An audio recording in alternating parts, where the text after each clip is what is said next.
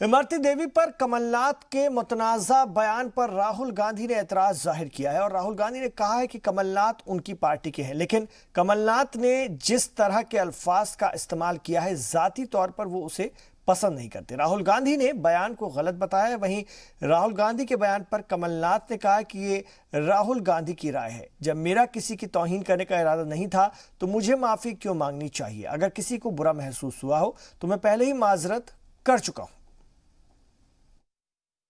Kamalnath ji is from my party, but I don't like personally the type of language that Kamalnath ji is using, and I don't appreciate it. I think it's unfortunate.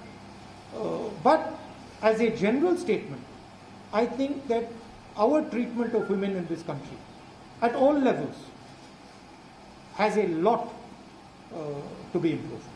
There's a lot to be improved, whether it is in the law and order, whether it is in just basic respect, whether it is in how much space they are accorded in business, in government, in other areas.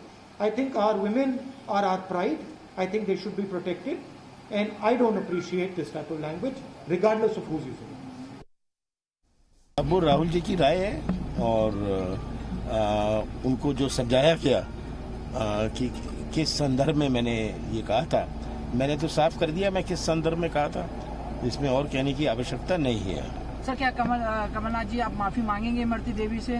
मैं क्यों माफी मांगूंगा? मैंने तो कह दिया कि मेरा लक्ष्य नहीं था किसी का अपमानित करना। अगर कोई अपमानित इससे एहसास करता है तो मुझे खेद है। ये तो कल मैंने कह दिया। लेकिन राहुल गांधी बोल रहे हैं, कमलनाथ शिवराज जी कह रहे हैं कि माफी मांगिए, माफी मांगनी चाहिए। ये शिवराज सिंह जी जनता के बीच में जाए और माफी मांगे।